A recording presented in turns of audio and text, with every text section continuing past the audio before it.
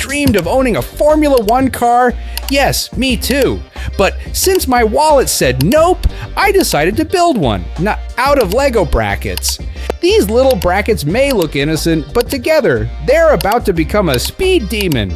Well, kind of. It's Lego, not Lamborghini. Step 1, the base. Every F1 car needs a strong foundation. Mine looks like a sandwich held together by hope and plastic. Next, I added the front wing, the part that makes it look fast even when it's standing still. I used about 57 brackets here, and I still have no idea if any of them are in the right direction. Every race car has one secret. It's not the engine, it's not the tires, it's the chassis, the backbone of the beast. And today, we're building that backbone for our LEGO F1 car, using only LEGO brackets. Now, this might look like a pile of plastic confusion, but trust me, by the end of this video, it's gonna look like engineering genius, or a disaster. Either way, it's going to be fun. The chassis is basically the skeleton of our F1 car.